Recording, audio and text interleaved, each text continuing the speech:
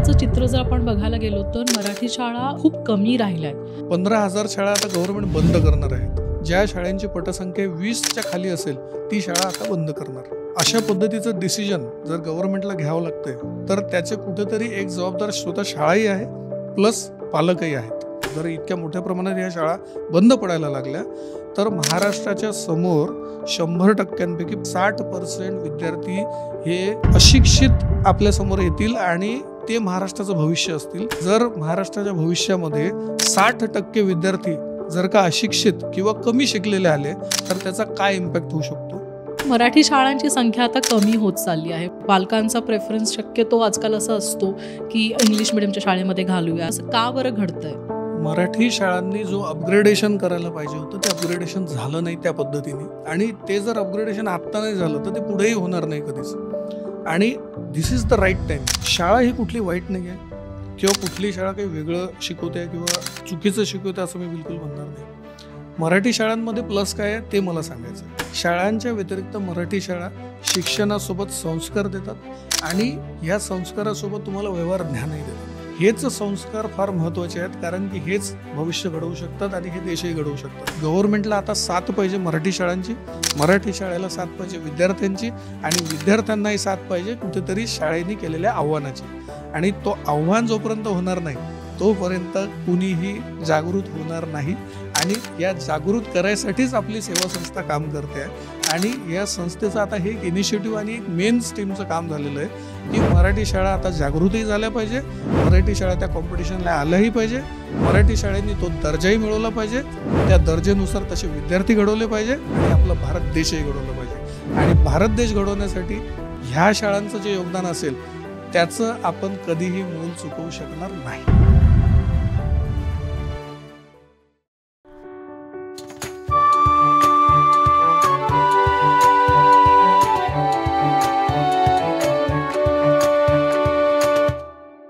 कल्लोळ. नमस्कार वैभव सर, तुमचं खूप खूप स्वागत आहे आमच्या स्टुडिओमध्ये. गेली 12 वर्ष झाली तुम्ही ग्रामीण भागातील मुलांच्या शिक्षणासाठी काम करता आहात. तुमची संस्थासुद्धा आहे सेवा बहुउद्देशीय संस्था. तर त्याचं कार्य आणि आताच्या ज्या ज्या त्याच्या मोहिमा आहेत त्याच्याबद्दल आपण सविस्तर चर्चा करणारच आहोत. पण मी अगदी बेसिकपासून सुरुवात करेन की तुम्हाला असं का वाटलं ही संस्था स्थापन करावी आणि ही संस्था नक्की काय काम करते. याची सुरुवात ॲक्च्युली माझ्या कॉलेज लाईफपासून झाली. कॉलेजमध्ये असताना आम्ही वेगवेगळ्या संस्थांसोबत काम करायचो. तेव्हा NCC होतं, NSS होतं. तर आम्ही NSS जॉईन केलं.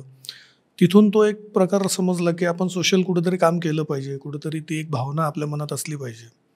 घरी वडील सांगायचे की समाजाचं देणं लागतं तर आपण तेही काम केलं पाहिजेत. हे सगळं करत असताना जेव्हा वेगवेगळ्या संस्थांशी आम्ही जुळलो तर बरेच विषय कळालेत.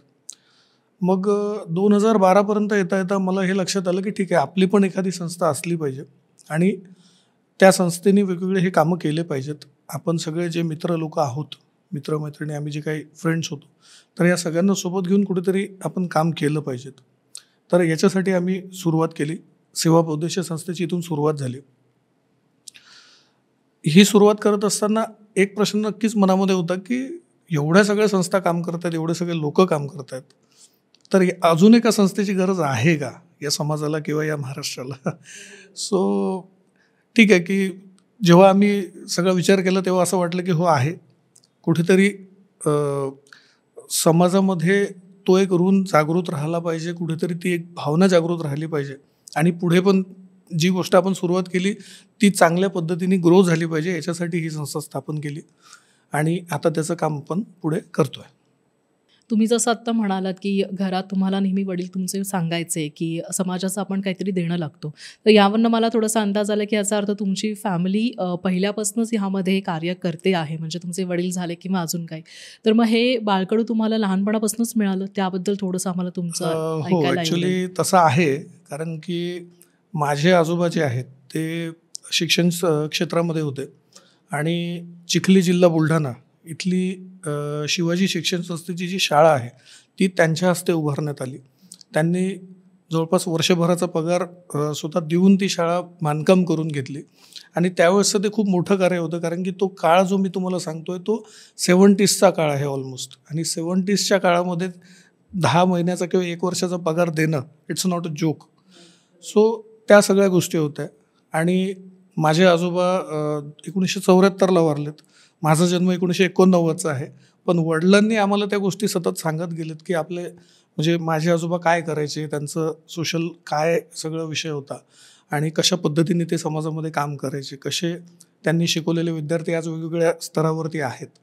सो हा एक पार्ट होता. आणि प्लस माझ्या वडिलांचा ऑब्व्हियसली जर ते मला सांगतात तर तेही ते स्वतः काम करतच होते आणि त्यांनी पण समाजामध्ये इतर भरपूर क्षेत्रामध्ये काम केलं. सो तो सगळा बाळकडू मी लहानपणीपासून ऐकायचो, मी त्या कार्यक्रमांना जायचो, मी त्या सगळ्या गोष्टी करायचो. सो म्हणून ती एक प्रेरणा कुठेतरी मनात होतीच आणि म्हणून मग ती संस्था आपण स्थापन केली. अ, तुमच्या मते तुमच्या वेळच्या किंवा मी रादर म्हणेन आपल्या वेळच्या मराठी शाळा आणि आताच्या मराठी शाळांमध्ये काय फरक आहे किंवा काय बदल झालेत? तसं म्हणायला गेलं तर बदल हा शैक्षणिकदृष्ट्या नाही आहे. तेव्हाच्या ज्या मराठी शाळा होता त्याला एक आदर होता, एक सन्मान होता. तेव्हाच्या मराठी शाळांकडे बघण्याचा एक नजरिया होता किंवा एक दृष्टिकोन होता. ठीक आहे की काळानुसार तो दृष्टिकोन फक्त बदलत गेला, शाळा मात्र तीच राहिली, त्याचं शिक्षण पद्धती पण तीच आहे. आता म्हणजे मागचं म्हणजे आपण खूप असं 50-60 वर्षापूर्वीचं नाही बोलतोय, आपण फक्त 20-25 वर्ष बॅक असं बोलतोय. तर 20-25 वर्षापूर्वीच्या शाळा आणि आताच्या शाळेमध्ये डिफरन्स फक्त एवढाच पडला की ज्या पद्धतीने सगळा समाज किंवा सगळं आपला भारत देश जो काही घडत गेला, जो काही बदलत गेला, काळानुसार जे काही चेंजेस होत गेले, तर हे जे चेंजेस आहेत हे मराठी शाळांनी कदाचित ॲडॉप्ट नाही केले. आणि ते ॲडॉप्ट करून तो दृष्टिकोन जे परसेप्शन झालं आहे ते परसेप्शन कुठंतरी बदलण्यासाठी ती मदतच नाही झाली. आणि जे प्रेझेंटेबल बाकीच्या शाळा आहेत त्या शाळा मराठी शाळा कधी होऊ शकल्या नाही किंवा तसं झालं नाही त्या प्रमाणात. म्हणजे असं नाही म्हणणार मी की सगळ्याच शाळा, बट मराठी शाळांनी काही टक्क्यांमध्ये तो फरक कंटिन्यू केला, पण काही टक्क्यांमध्ये म्हणजे मेजर जो पार्ट आहे तो कंटिन्यू नाही झाला. सो हा एक प्रॉब्लेम आहे. मग तुम्ही हे जेव्हा कार्य सुरू केलं तुमचं, तुम्ही म्हणालात की 2012च्या आधीपासून तुम्ही ह्यामध्ये ॲक्टिव्ह आहात आणि तुम्ही काम करतच होतात. तर त्या कामाबद्दल त्याची सुरुवात म्हणजे एक्झॅक्टली कशी झाली, की कसं छोटे-छोटे उपक्रम तुम्ही राबवले? तर त्याबद्दल थोडंसं सांगाल आम्हाला? ॲक्च्युली याच्यामध्ये असं आहे की 2012ला जेव्हा आम्ही स्टार्ट केलं त्यावेळेस आमच्यासमोर म्हणजे जिथं आम्ही राहायचो अकोल्याला वगैरे किंवा आजूबाजूच्या याच्या क्षेत्रामध्ये आम्ही जायचो. तर आम्ही सगळ्यात पहिला उपक्रम हा केला की आमचे सगळे मित्रमैत्रिणी जोडलेत आणि सगळ्यांचे वाढदिवस आम्ही लिहून घेतले एका लिस्टमध्ये. आणि वाढदिवसाला जनरल असं असतं की एक पार्टी करायची, कुठेतरी जायचं, केक कट करायचा. तर ह्या सगळ्या गोष्टी न करता कुठेतरी आपण हे पैसा जमा करायचा आणि एखादा असा प्रोग्राम करायचा की ज्याच्यामध्ये आत्मिक समाधान मिळेल कुठेतरी आणि प्लस समाजासाठी पण काहीतरी करता येईल. मग आम्ही वेगवेगळ्या ठिकाणी ब्लँकेट वाटप म्हणा किंवा फळं वाटप म्हणा किंवा वृद्धाश्रम असतील किंवा अनाथ आश्रम असतील अशा ठिकाणी जाऊन भरपूर काही ना काही गोष्टी, ज्या काही वस्तू त्यांना कमी पडत असतील त्यांच्याशी बोलून चर्चा करून या सगळ्या गोष्टी आम्ही द्यायचो. जवळपास 6 ते 7 वर्ष आम्ही हा उपक्रम कंटिन्यू राबवला, ज्याच्यामध्ये वृक्षारोपण आलं, बीजारोपण आलं, या सगळ्या गोष्टी आम्ही केल्या.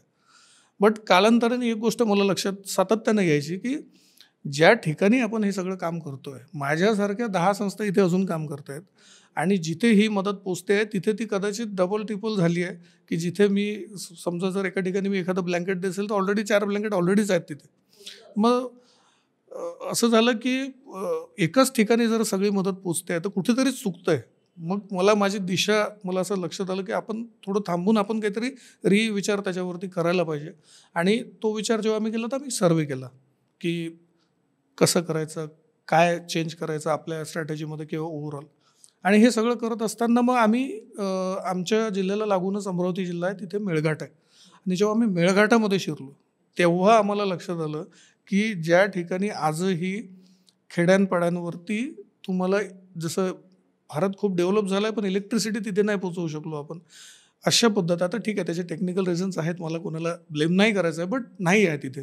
आणि तिथले तो आदिवासी बहुल भाग आहे, तिथल्या भरपूर वेगवेगळे प्रॉब्लेम्स आहे. आम्ही जेव्हा आमचे सर्वे केले त्यावेळेस आम्ही तिथल्या गावकऱ्यांना बोललो, तिथल्या मुलांना बोललो, तिथल्या शेतकऱ्यांशी बोललो. खूप जवळपास तिथल्या काही शाळांना सुद्धा भेटी दिल्या की यांच्या काय अडचणी आहेत, कुठं आम्ही कामात पडू शकतो का, कुठं काय वेगळे विषय घेऊ शकतो का. तर ह्या सगळा पार्ट आम्ही स्टडी केला आणि त्याच्यानंतर आम्ही आमचा दृष्टिकोन चेंज केला. 2018-19 पासून आम्ही मग वेगवेगळ्या अशा ठिकाणी की जिथं कोणी पोहोचलं नसेल किंवा जिथं खरंच गरज आहे, भले मग तिथे 4 लोक अजून काम करत असतील तर ते 8 झाले पाहिजे 4चे, त्याच्यासाठी आम्ही काम करायला लागलो. खरं सर. म्हणजे सेवा बहुउद्देशीय संस्थेबद्दल ज्यावेळेला मी सगळं वाचलं, माझ्या असं लक्षात आलं तुमच्या कामाबद्दल, की महाराष्ट्रातल्या अशा फक्त तुम्ही पर्टिक्युलर एखाद्या भागासाठी नाही, तर पूर्ण महाराष्ट्रभर तुमचं काम पसरलेलं आहे. महाराष्ट्रातल्या सगळ्या दुर्गम भागांपर्यंत सेवा बहुउद्देशीय संस्था पोहोचलेली आहे. तर त्याचं खरंच म्हणजे खूप नवल वाटतं आणि खूप अभिमानही वाटतो, की अशा संस्था काम करतायत महाराष्ट्रामध्ये मुलांच्या फ्युचरसाठी. पण मला अजून हे तुम्हाला अगदी छान विचारायला आवडेल, की तुमच्या संस्थेचा एक उपक्रम आहे आपली शाळा. तर त्या उपक्रमाबद्दल आम्हाला जाणून घ्यायला आवडेल.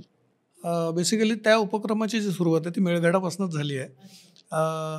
जेव्हा आम्ही मेळघाटामध्ये मी जसं तुम्हाला सांगितलं की सर्वे जेव्हा आम्ही केला होता, त्या सर्वेमध्ये आम्हाला लक्षात आलं की इथे किंवा महाराष्ट्राच्या अतिदुर्गम भागांमध्ये ज्याच्यामध्ये जळगाव असेल, धुळे असेल, नंदुरबार असेल, तर अशा जिल्ह्यांमध्ये जर का मला काम करायचं असेल किंवा अशा दुर्गम भागामध्ये मला काम करायचं असेल, तर मी इथे फक्त चेंज कोणत्या बाबतीत करू शकतो, जो मेजर चेंज नंतर होईल, तो आहे शिक्षण. आणि जर का शिक्षण जर का मिळालं तर त्यांनी जो बदल पडेल तो निरंतर असेल, म्हणजे त्याच्यासाठी मला परत परत रिवर्क करायचं काम पडणार नाही.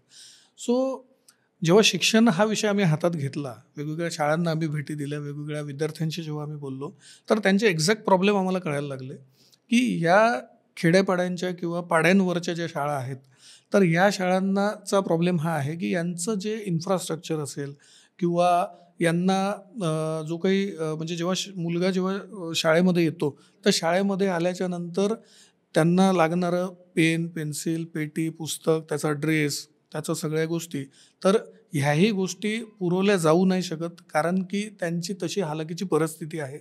आणि या परिस्थितीमुळे ते मुलं शाळेत येतील नाही येतील किंवा त्याबद्दलचा काय दृष्टिकोन त्यांचा असेल त्यांच्या पालकांचा, कारण की त्यांचं लक्ष पूर्णपणे सध्या त्यांच्या भविष्यावरती आहे आणि त्या भविष्यामध्ये कुठेतरी शिक्षण टाकलं पाहिजे हा विचार आमच्या डोक्यात आला.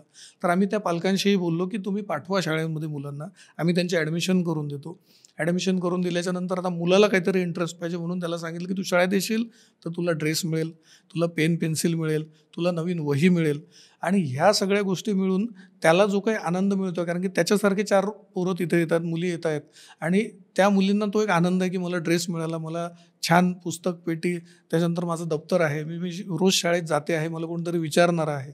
तर ह्या सगळ्या ज्या गोष्टीचा आनंद आहे तो आम्ही त्यांना दिला आणि खेळीमेळीच्या वातावरणामध्ये त्यांना शिक्षण त्यांच्या मनामध्ये रुजलं पाहिजे आणि ते रोज शाळेत आले पाहिजे, याच्यासाठी आम्ही खरं वर्क करायला लागलो. आणि हे वर्क म्हणजेच आपली शाळा आहे. आपली शाळेची कन्सेप्टच ही आहे की वेगवेगळ्या ज्या विद्यार्थी आहेत की जे शिक्षण घेऊ शकले नाही किंवा घेऊ शकत नाहीत, अशा विद्यार्थ्यांना मेन याच्यामध्ये जर का जोडायचं असेल तर ते जोडायसाठी त्यांना शाळाच एकमेव उपाय आहे.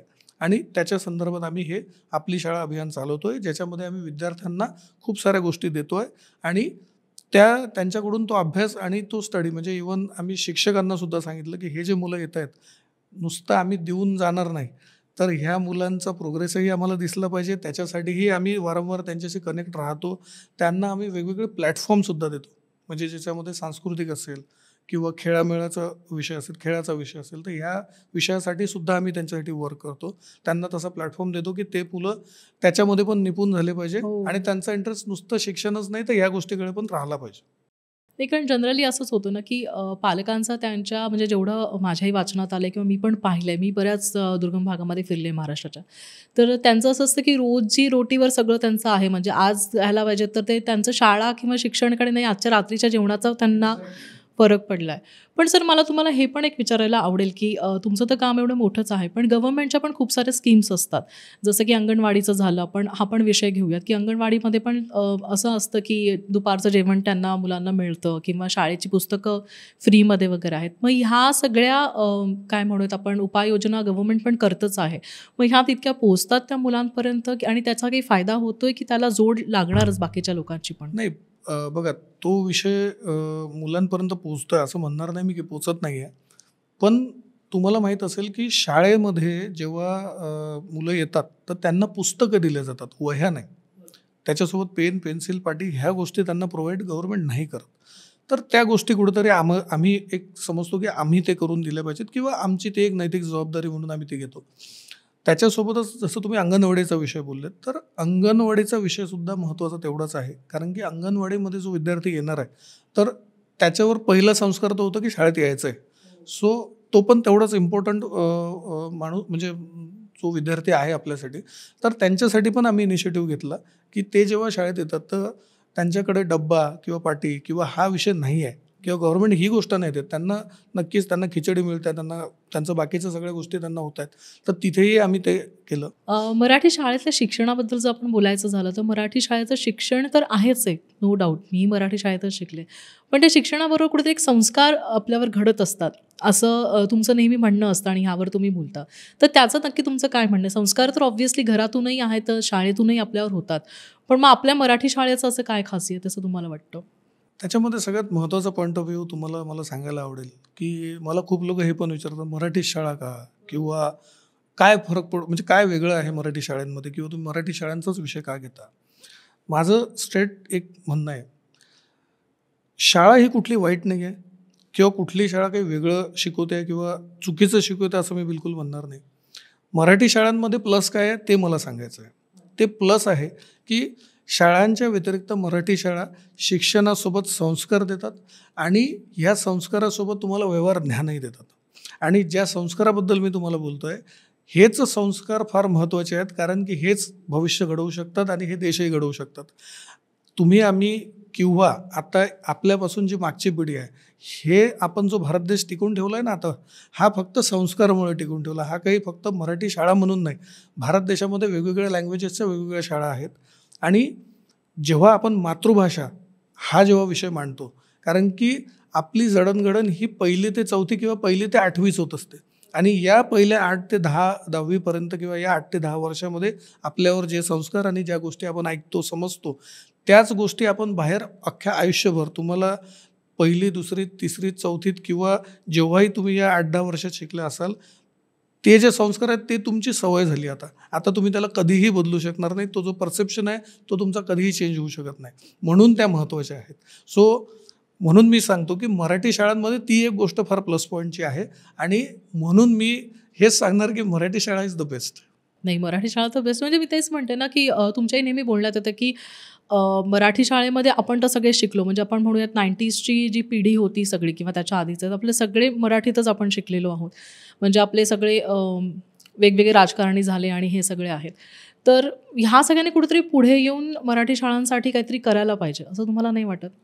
नाही, त्याच्यामध्ये बघा, तो विषय आहे ॲक्च्युली. महत्त्वाचा पॉईंट ऑफ व्ह्यू हाच आहे की जेव्हा आम्ही हा सर्वे केला होता, मी जसं तुम्हाला बोललो की मराठी शाळा कुठं कमी पडत आहेत, काय नेमकं होतं आहे किंवा का आपली पटसंख्या कमी होते. मी ज्या शाळेत शिकत होतो तिथे मी असताना 400 विद्यार्थी होते, आज तिथे 100ही विद्यार्थी नाही आहेत. मग हा फरक का किंवा हा प्रॉब्लेम कुठे आला? तर त्याची सुरुवात मी सगळ्यात पहिले माझ्यापासूनच केली. माझी शाळा 16 नंबर शाळा आहे अकोल्यामध्ये. जेव्हा मी शाळेशी कनेक्ट झालो तेव्हा शाळेच्या मुख्याध्यापकांना मी जाऊन भेटलो. त्यांना विचारलं की तुम्हाला काय अडचणी आहेत, काय काय विषय आहेत किंवा ज्या शाळेने मला घडवलं आहे त्या शाळेची अशी अवस्था पाहून मलाही कुठंतरी दुःख होते. तर मला ते समजून घ्यायचं आहे की नेमकं काय होतं आहे किंवा मी काही मदत करू शकतो का? तर जेव्हा मी जेव्हा पॉईंट विषय समजून घेतलं त्यावेळेस मला हे लक्षात आलं की त्यांच्या पण काही अडचणी आहेत, काही लिमिटेशन्स आहेत. त्याच्या व्यतिरिक्त इतर लोकांनी जर का त्यांना मदत केली, जशी की मी तुम्हाला सांगतो, म्हणजे मी काही असा मोठा म्हणून हा विषय सांगत नाही आहे, पण जेव्हा मला शाळेने सांगितलं की आम्हाला कंपाऊंड पाहिजे आहे शाळेला, तो एक पार्ट आम्ही त्याच्यामध्ये घेतला. काही प्रमाणात त्यांना कम्प्युटरची आवश्यकता होती आणि बऱ्याच अशा गोष्टी होत्या की ज्या बेसिक गोष्टी सहज शक्य होतील अशा पद्धतीमध्ये होत्या की ज्या आम्ही करू शकतो.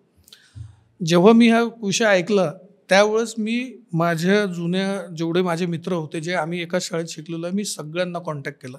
मी त्यांना हा विषय सांगितला की म्हटलं असं आपल्या शाळेमध्ये हा प्रॉब्लेम आहे आणि आपण तो सहज करू शकतो, खूप काही मोठी कॉस्ट नाही आहे, तर आपण सगळ्यांनी मिळून ते केलं पाहिजे. जबकी ते मी एकटाही करू शकत होतो, पण मला तसं नव्हतं करायचं. जर मीच करून टाकलं असतं तर मग बाकीच्यांनी ते कनेक्ट नसते करू शकले. म्हणून मी सगळ्यांना एकत्र केलं. त्याच्यामधला एक छोटासा किस्सा मला तुम्हाला इथे सांगायला आवडेल. हे सगळं जेव्हा मला एकत्रीकरण करायचं होतं सगळ्या मित्रांचं, त्यावेळेस मला मी पुण्यामध्ये आलेलो होतो आणि माझा एक तर मित्र राहतो अगणेश जोशी, आम्ही सोबतच पहिली ते चौथी त्याच शाळेत होतो. त्याला मी फोन केला, त्याला भेटलो, सहज गप्पा-टप्पा झाला आणि त्या गप्पा-टप्पांमध्ये मी मुद्दामून मराठी शाळेचा विषय काढला की अरे शाळा आठवते का? तर त्यांनी मला हे म्हटलं की अरे हां, त्या टीचर मला आठवतात, ते गुरुजी मला आठवतात, ते मित्र मला आठवतात. मी त्याला परत विचारलं की अरे मी तुला शाळेबद्दल विचारलं. तर तो 2 मिनटं स्तब्ध झाला. त्याला वाटलं की हा नेमका काय विचारायचा? अरे म्हटलं शाळा काय म्हणते, शाळा आठवते का तुला, कशी होती, काय होती? मग तो बोलला की हां, शाळेमध्ये असं होतं, इथे झाड आहे, ते आहे. मग मी त्याला ॲक्च्युअल फोटो दाखवले शाळेचे. म्हटलं ही शाळा आता अशी झाली आहे, हे बघायला आवडेल का म्हटलं तुला? तो म्हणे नाही यार मी तर काय मी ती गोष्ट त्याला सांगितली, त्याला ती फील झाली. त्याला पण वाटलं की नाही मी माझ्या शाळेसाठी काहीतरी करायला पाहिजे. हीच गोष्ट आम्ही आमच्या सगळ्या मित्रांना सांगितली आणि सगळ्या मित्रांना एकत्रीकरण करून आम्ही जे काय आमच्याच्याने होते, ज्या काही शाळेच्या छोट्या मोठ्या रिक्वायरमेंट आम्ही पूर्ण करू शकत होतो आणि त्या नुसतं आम्ही तिथून नाही पूर्ण केल्या. आम्ही शाळेत गेलो, शाळेच्या विद्यार्थ्यांसोबत आम्ही वेळ घालवला आणि तिथे त्या शाळेला त्या गोष्टी दिल्या. यांनी 2 गोष्टी झाल्या. शाळेने इनिशिएटिव्ह घेतला आणि ह्या इनिशिएटिव्हमध्ये आमचा जो काय सत्कार वगैरे करायचा होता, की जो काही करायचं होतं ते त्यांनी केलाच. पण त्या शाळेमध्ये शिकणाऱ्या विद्यार्थ्यांच्या पालकांनाही त्यांनी बोलवून घेतलं आणि आजूबाजूच्या लोकांनाही त्यांनी बोलवून घेतलं. त्या सगळ्या गोष्टीमुळे एक गोष्ट झाली की जसं आम्ही केलं आमच्या शाळेसाठी, जेव्हा ही न्यूज जेव्हा आजूबाजूच्यांना कळली, तेव्हा आजूबाजूच्या ज्यांचं फारसं तसं शाळेशी ते संबंध नाही आहे किंवा त्यांची मुलं त्या शाळेत शिकतही नाही, तेही लोक पुढे आलेत. आणि हा जो ओव्हरऑल जो किस्सा आहे ना, तर याच्यामधनं मला एक ऊर्जा मिळाली की यार जर मी माझ्या शाळेत अशी गोष्ट करू शकतो आणि तो इतका भावनिक विषय आहे की खरंच जर मराठी शाळेसाठी असं सगळ्यांनी जर एकत्र आले, तर मी तुम्हाला सांगतो की हे जे काय आपण कार्य करतोय किंवा जे काही ज्या विषयावर बोलतोय हे बोलण्याची गरजच पडणार नाही. कारण की सगळ्यात टॉपला ह्या शाळा असतील आणि त्याच्यानंतर आपण एक असा समाज घडवू शकू की ज्याच्यामध्ये संस्कार हा त्याच्यामध्ये एकदम जबरदस्त पद्धतीने तुम्हाला बघायला मिळेल. म्हणजे सर तुम्ही जसं आता म्हणालात ना, की तुम्ही शाळेला भेट दिली आणि मग तुम्हाला ते जाणवलं आणि मग तुम्ही तुमच्या सगळ्या सर्कलमध्ये ते फ्लोट केलं आणि हे काम केलं. तर आता प्रत्येक वेळेला असं घडत नाही. म्हणजे तुम्ही हे केलं, त्याच्या तुमचं बघून इन्स्पायर होऊन केलं, हे खूप इन्स्पायरिंग आहे. म्हणजे मलाही हे खूप आवडलं. पण आता टेक्नॉलॉजी आहे, WhatsApp आहे, सोशल मीडिया आहे. सो कुठे ना कुठे सगळेच जण आपल्या शाळेच्या मित्रमैत्रिणींशी कनेक्टेड असतात. पण जसं तुम्ही म्हणाल, की शाळेच्या मित्रमैत्रिणींशी कनेक्टेड असतात, शाळेशी कनेक्टेड नसतात. मग हा जो ही जी दरी निर्माण झाली, याच्यासाठी शाळा काही एफर्ट नाही घेत का? ॲक्च्युअली घेतले पाहिजेत. तर म्हणजे तोही इनिशिएटिव्ह ॲज अ शाळेंनी पण घेतला पाहिजे आणि तो घ्यायला पाहिजे. याच्यासाठी आम्ही पण ॲज अ संस्था आम्ही या विषयावरती काम करतो आहे की आम्ही भरपूर मराठी शाळांना ह्या गोष्टी सांगतो आहे की आपल्या शाळेतून खूप मोठे मोठे लोक शिकून गेलेले आहेत. आज जर तुम्ही सर्वोच्च आपल्या जर का म्हटलं तर द्रौपदी मुर्मू जी असतील किंवा नरेंद्रजी मोदी असतील, आपल्या भारताचे पंतप्रधान, आपल्या महाराष्ट्राचे मुख्यमंत्री देवेंद्रजी फडणवीस असतील किंवा गडकरी साहेब असतील किंवा एकनाथजी शिंदे असतील किंवा भरपूर असे नावं आहेत, हे पॉलिटिकल नावं झाले. याच्या व्यतिरिक्त रतनजी टाटा असतील किंवा APJ अब्दुल कलाम असतील, असे मी हजारो नावं तुम्हाला सांगू शकतो की हे त्यांच्या मातृभाषेत असलेल्या शाळांमध्ये शिकलेले लोक आहेत. समाजामध्ये तुम्ही IT कंपनी पकडा की तुमच्या US किंवा फॉरेनच्या कंपनीज पकडा, इथे पण आज आपली पिढीमधले भरपूर लोक आहेत जे या शाळेतून शिकून गेलेले आहेत.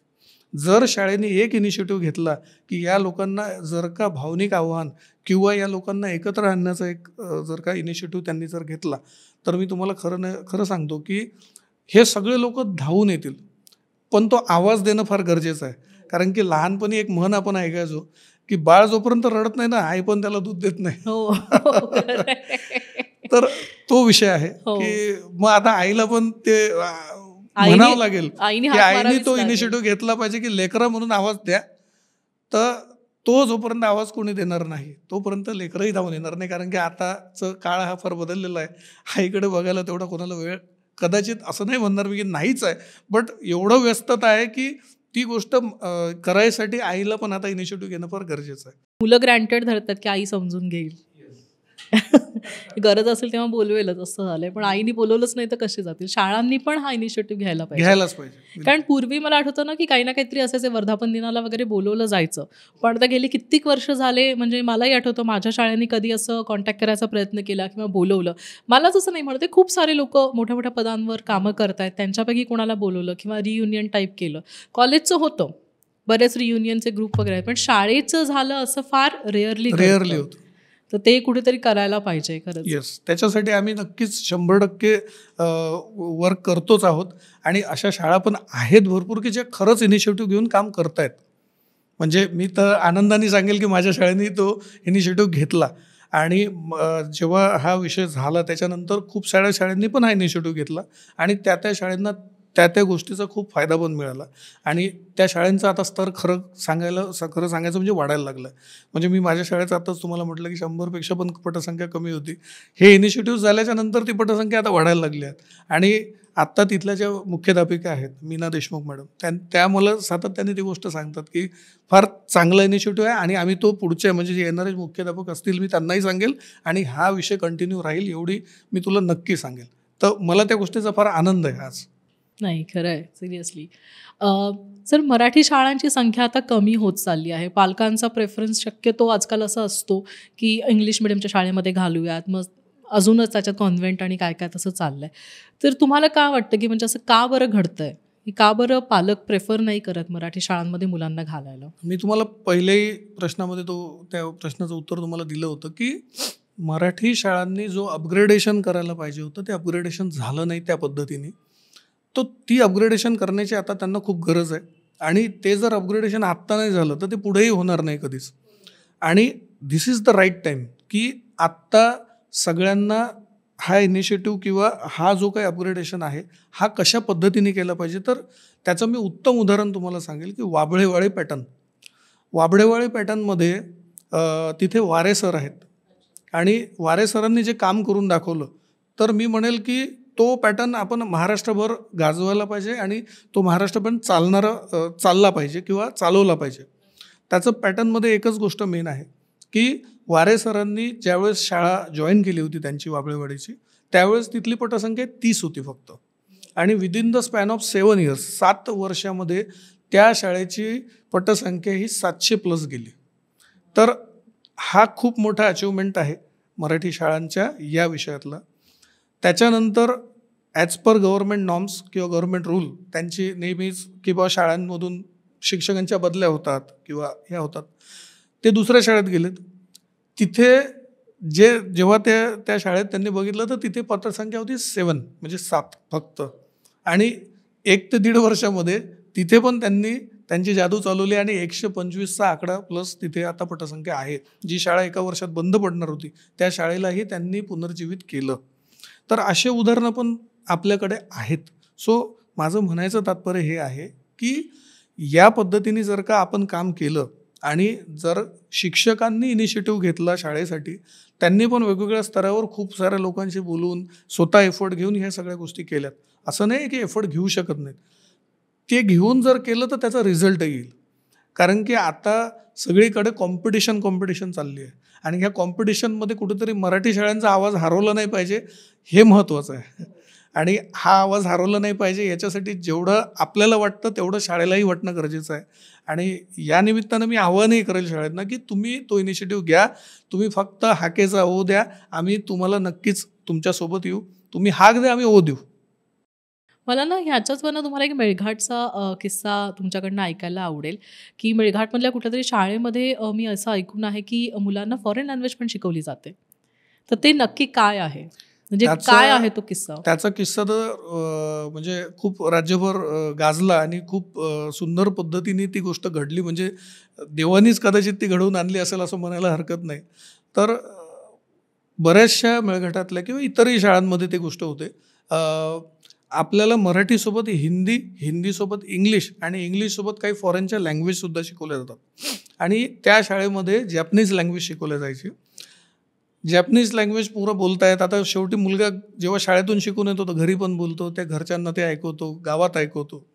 तर कुठेतरी त्या लँग्वेजचं कुठेतरी तो कानावर पडत असल्यामुळे सातत्याने की ते ठीक आहे, ते माहीत होतं कुठेतरी.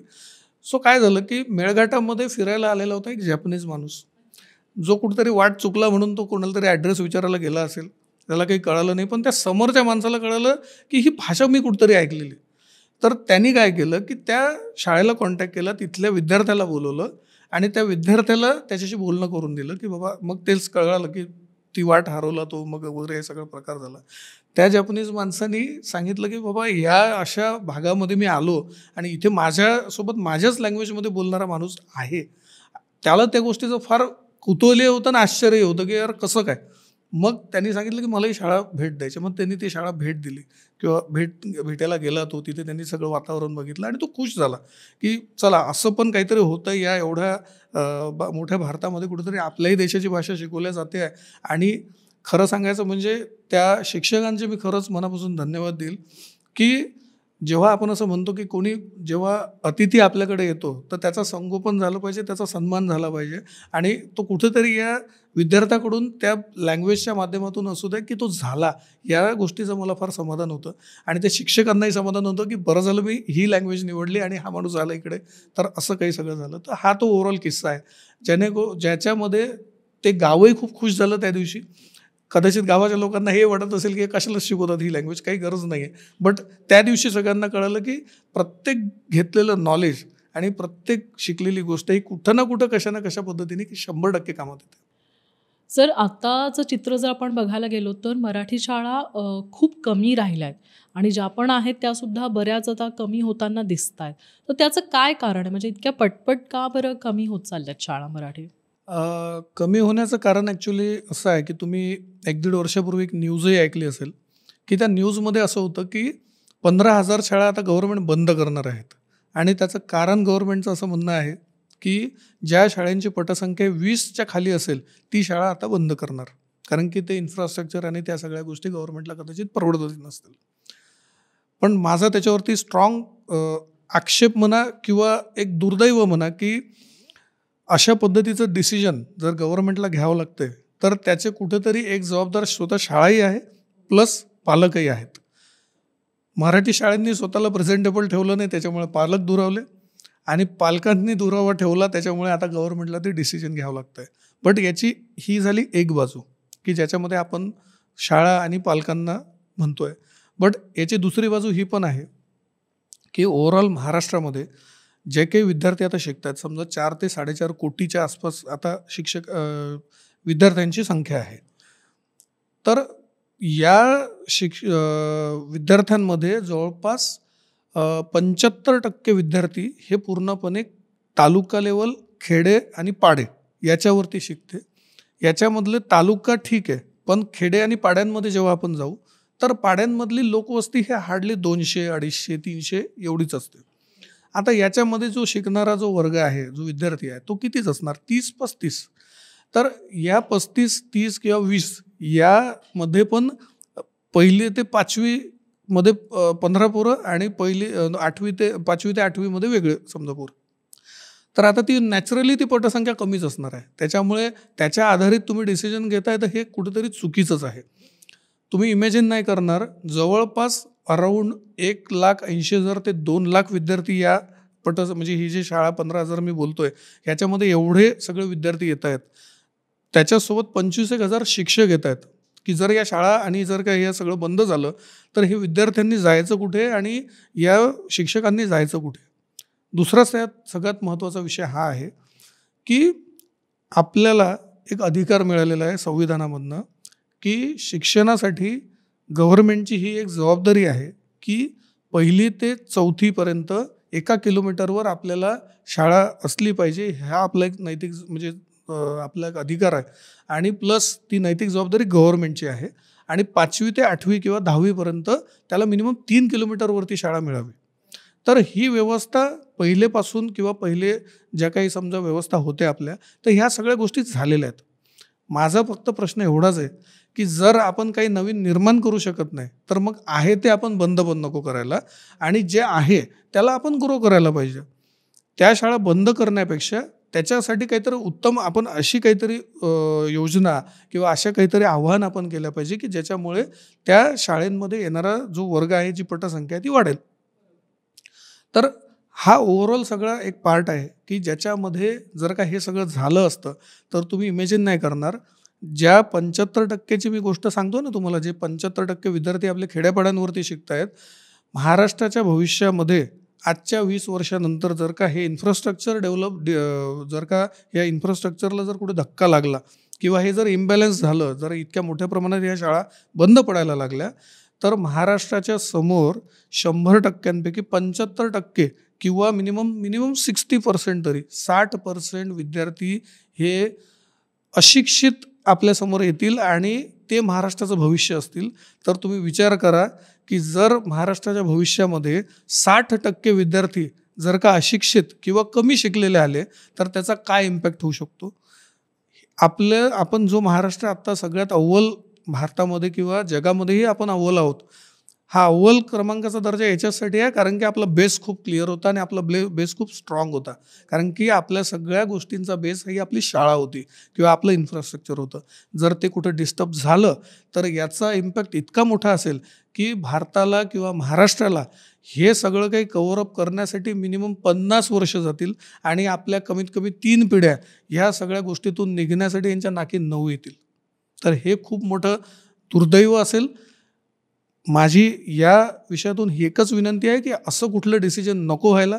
ह्याच्यासाठी कुठेतरी आता इनिशिएटिव्ह सगळ्यांनीच घेतला पाहिजे. गव्हर्नमेंटच्या पॉलिसीज राबवते. गव्हर्नमेंटला आता साथ पाहिजे मराठी शाळांची, मराठी शाळेला साथ पाहिजे विद्यार्थ्यांची आणि विद्यार्थ्यांनाही साथ पाहिजे कुठेतरी शाळेने केलेल्या आव्हानाची. आणि तो आव्हान जोपर्यंत होणार नाही तोपर्यंत कुणीही जागृत होणार नाही.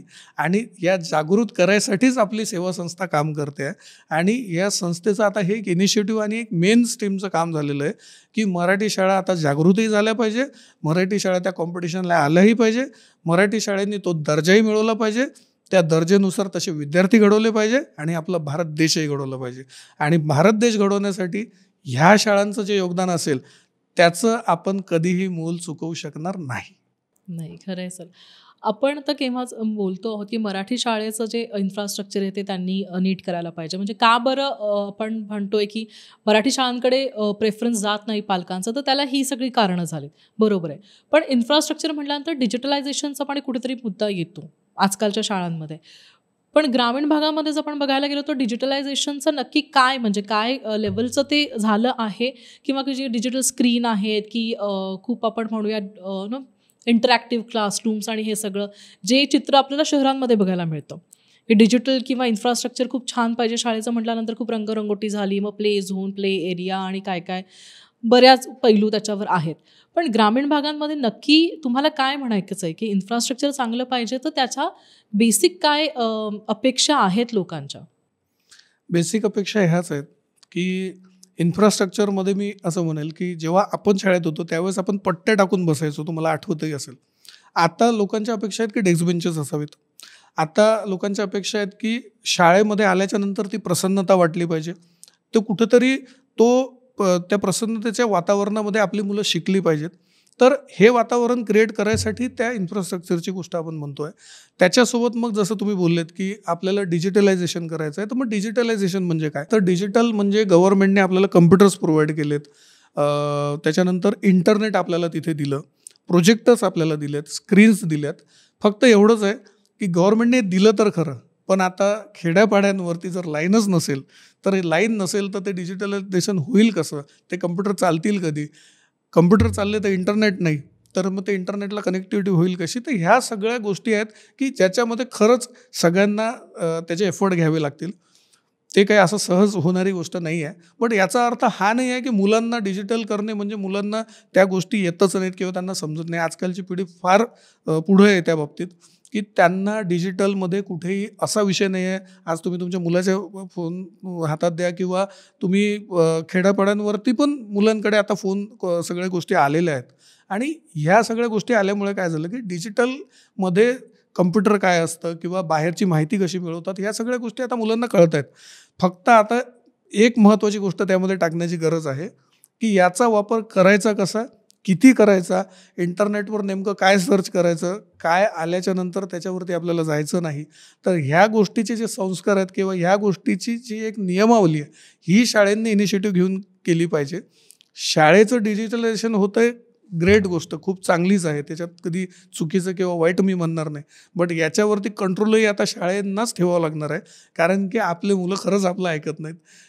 तर त्याच्यामुळे ही गोष्ट आता शाळेंनी इनिशिएटिव्ह घ्यावा. आणि याचं उत्तम उदाहरण मी तुम्हाला देईल की काही अशा शाळा आहेत, मराठी आणि जिल्हा परिषदच्या काही शाळा आहेत की ज्यांनी या विषयावरती काम सुरूसुद्धा केलं आहे.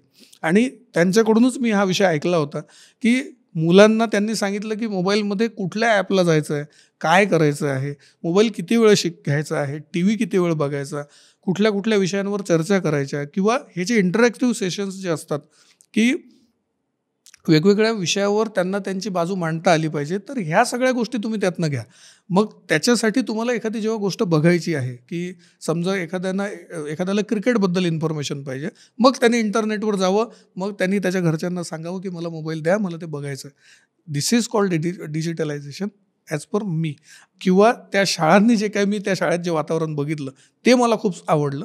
सो खेड्यापाड्यांवरती वगैरे ह्या सगळ्या गोष्टीच्या गरज आहेच, हे इन्फ्रास्ट्रक्चर आहेच. पण ठीक आहे की जे मी तुम्हाला उदाहरणं दिलेत हे काहीच शाळा करतायत, सगळ्या शाळा करत नाही आहेत. आता आपलं हे चॅलेंज आहे की हे सगळ्या शाळांनी ॲडॉप्ट केलं पाहिजे. तेव्हा कुठं पालकांची जी इच्छा होईल की मी माझ्या मुलाला या शाळेत पाठवलं पाहिजे, कारण की ही शाळा दिसायला छान आहे, इन्फ्रास्ट्रक्चर याचं चांगलं आहे, तिथे भली डेस्क बेंचेस आहेत किंवा ओव्हरऑल खूप जास्त डिजिटलायझेशन जरी नसेल, पण तिथे एक काहीतरी असं वातावरण आहे की माझ्या मुलाला, मला असं वाटते की मी त्या शाळेत पाठवलं पाहिजे, एवढं वातावरण फक्त क्रिएट करायचं आहे. सो मला असं वाटते, आणि ती खूप गोष्ट काही कठीण नाही आहे, ते सहज करू शकतील अशी गोष्ट आहे. म्हणजे जर का तुम्ही मला असं विचाराल की बाबा मराठी शाळांना लोकप्रिय व्हायचं आहे का, किंवा मराठी शाळांना, मी म्हणेन लोकप्रिय नाही, ते लोकप्रियच आहेत. त्यांना फक्त ती जी धूळ त्यांच्या अंगावर आलेली आहे ती फक्त झटकायची, आणि नवीन जोमाने, नवीन ऊर्जेने आणि नवीन उद्देशाने त्यांनी स्वतःला प्रेझेंट करायचं आहे. आणि तुम्हाला 100% सांगतो, जर का या शाळांनी ही सगळी गोष्ट केली तर आपल्याला परत हा विषयावर कधीही ही चर्चा करण्याची गरज पडणारच नाही. आता सर तुम्ही केव्हाच आपण ह्या विषयावर चर्चा करतो, आता तुम्हाला हे सगळं ऐकून मलाही खूप इन्स्पायर झाल्यासारखं होतं की खरंच म्हणजे मी पण आठवते की मी शेवटचं कधी माझ्या शाळेत गेले होते, कधी त्यांच्याशी बोलले. शाळेच्या मित्रमैत्रिणींशी माझा कॉन्टॅक्ट आहे, पण शाळेमध्ये माझं जाणं काही झालं नाही. पण माझे वडिलांचा जॉब ट्रान्सफरवर होता, त्याच्यामुळे मी बऱ्याच वेगवेगळ्या शाळांमध्ये शिकले. माझ्या 10वीपर्यंतच्या शिक्षणामध्ये मी खूप शाळा बदलल्या, वेगवेगळ्या रिजनमधल्या. मग आता तर कामानिमित्त ह्याच्यानिमित्त मी अजूनच वेगळ्या ठिकाणी असते. मग आता कितीही जरी मनात आलं तरी आता आज जरी वाटलं की हो आता जाऊन शाळेला भेट द्यावी, पण ते शक्य होईलच असं नाही. आणि माझ्यासारखे अनेक लोक असतील की ज्यांना ना की वाटतंय मनातून की हो नाही खरंच आहे, जायला पाहिजे, आपण एकदा भेटायला पाहिजे, पण मग ते शक्य नाही होत. तर मग अशा वेळेला काय करू, आम्ही कुठे मदत करू शकतो असं तुम्हाला वाटतं? त्याच्यामध्ये फार सुंदर गोष्ट तुम्ही करू शकता, आणि खूप छान प्रश्न आहे हा. कारण की आम्ही जे परसेप्शन मांडतोय की ठीक आहे मराठी शाळांशी जुळा, आपल्या शाळेला भेट द्या, तर आपली शाळा म्हणजे काय, किंवा आम्ही जे आपली शाळा म्हणून जे काय आम्ही कॅम्पेन किंवा जो काय विषय चालवतोय, तो त्याच्यात नावच आपली शाळा आहे. की मी तुम्हाला एक गोष्ट नक्की सांगेल, महाराष्ट्रामध्ये तुम्ही कुठल्याही मराठी शाळेमध्ये जा, तुम्ही जाताना छोटासा खाऊ मुलांसाठी घेऊन जा.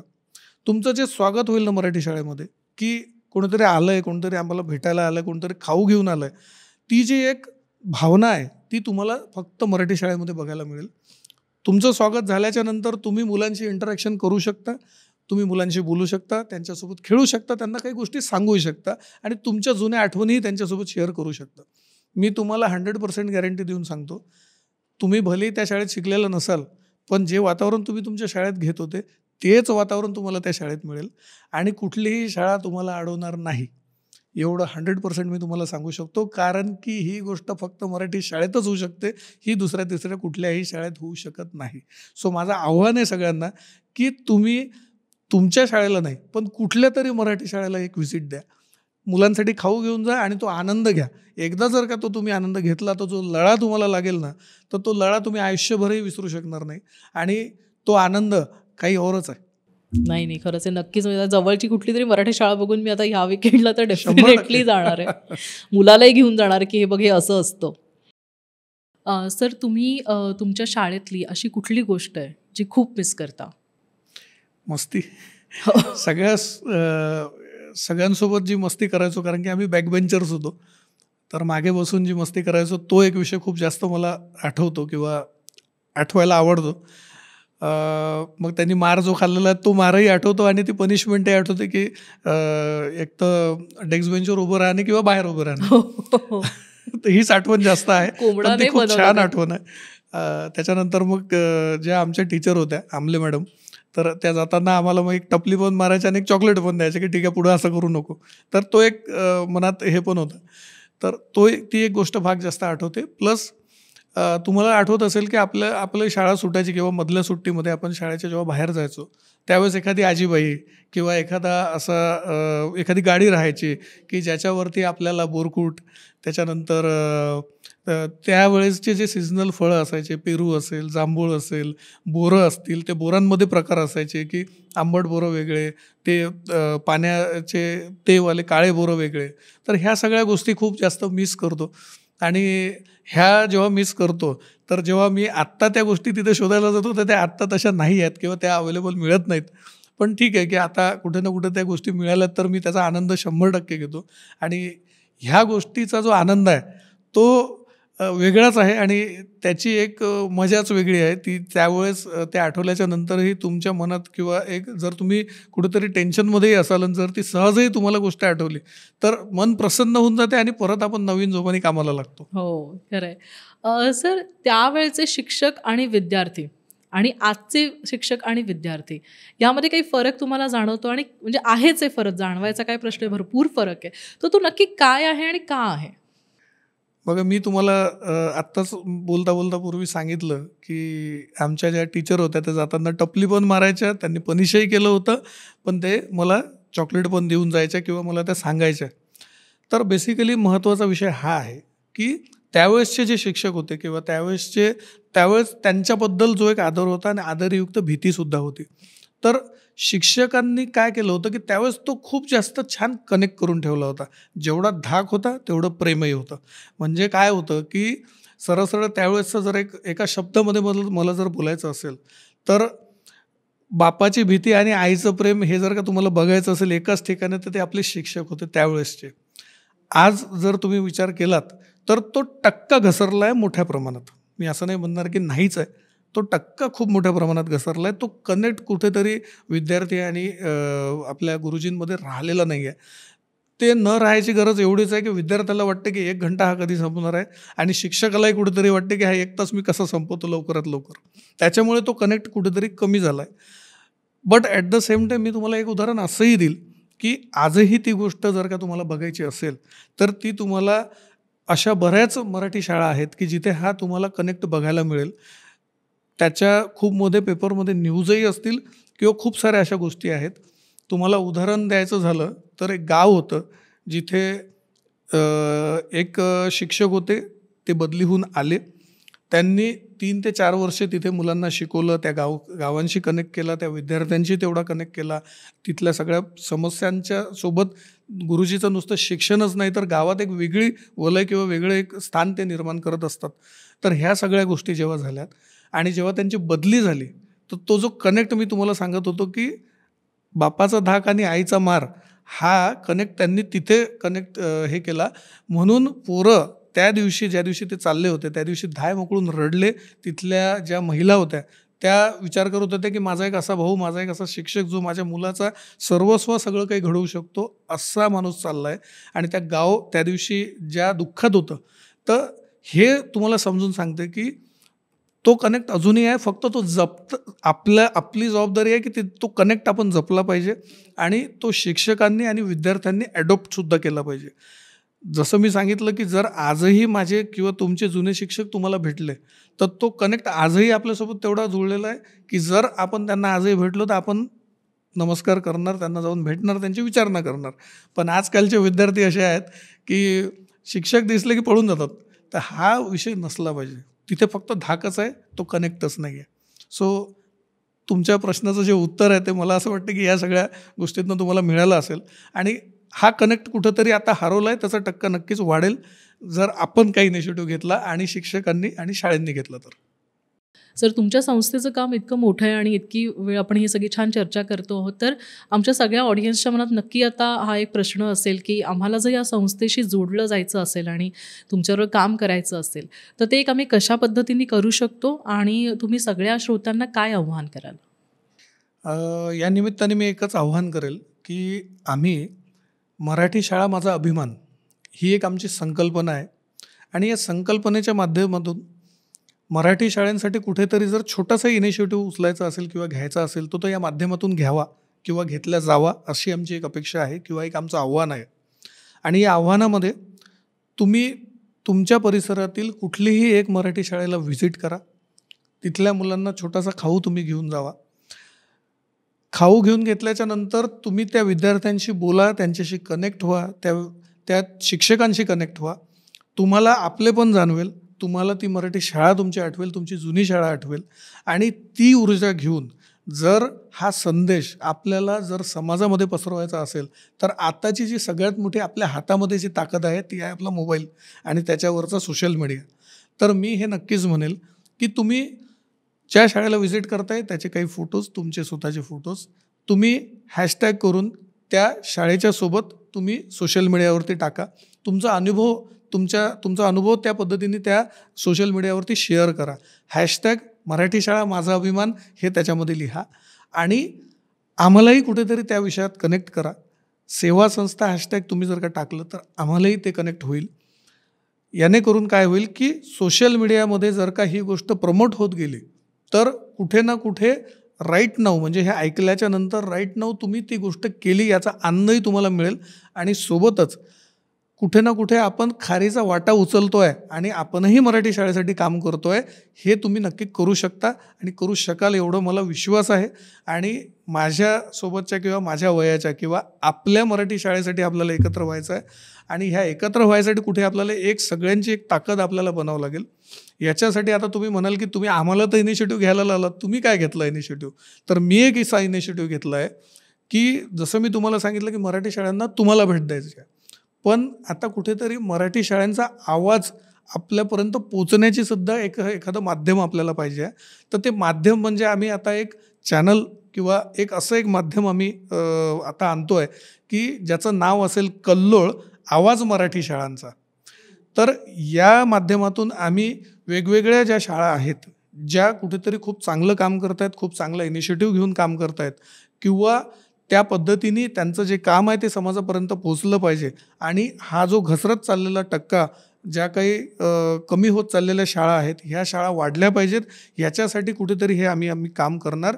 आणि हा विषय जेव्हा आम्ही लोकांपर्यंत पोचवू तर त्यातून ऊर्जा घेऊन शाळांनी स्वतःमध्ये काय बदल करायचा, कोणाचं तरी ऐकल्याशिवाय आपण आपल्यामध्ये जर बदल करतो किंवा ऐकल्याच्या नंतर आपण बदल करतो तर समजा तुम्ही की जळगावमधून एखादी शाळा जर का खूप चांगलं गुरु करते आहे तर त्याची इन्फॉर्मेशन नंदुरबारलाही पाहिजे, त्याची इन्फॉर्मेशन मेळघाटातही पाहिजे, नागपूर, भंडारा, तुमच्या कोल्हापूर, सोलापूर, सांगली, सातारा, तुम्ही महाराष्ट्रातला कानाकोपरा पकडा, प्रत्येक ठिकाणी तो जो विषय आहे तो पोचवण्याची जबाबदारी आम्ही कल्लोळच्या माध्यमातून घेतो आहे. आणि कल्लोळ हा आवाज मराठी शाळांचा हे त्याचं टॅगलाईनच याच्यासाठी ठेवलेली आहे कारण की आम्हाला जो कल्लोळ होतो आहे महाराष्ट्रामध्ये शाळांचा किंवा वेगळ्या विषयांचा त्या आवाजामधून आम्हाला मराठी शाळेचा आवाज थोडासा वाढवायचा आहे आणि तो वाढवायचा आवाज जो आहे तो आमचा कल्लोळ असेल. सो त्याच्यासाठी तुम्ही आमच्यासोबत कनेक्टही व्हा, हा इनिशिएटिव्ह तुम्ही घ्या आणि हा इनिशिएटिव्ह घेतल्याच्या नंतर आमच्यासोबत तुम्ही नक्कीच जोडल्या जाल. आणि एवढा मला 100% विश्वास आहे की ह्या जर सगळ्या गोष्टी आपण केल्यात तर आपल्या मराठी शाळेचा दर्जा हा सगळ्यात अव्वल दर्जाचा असेल आणि त्या लेवलला आपण त्यांना पोचवू हे 100% कन्फर्म.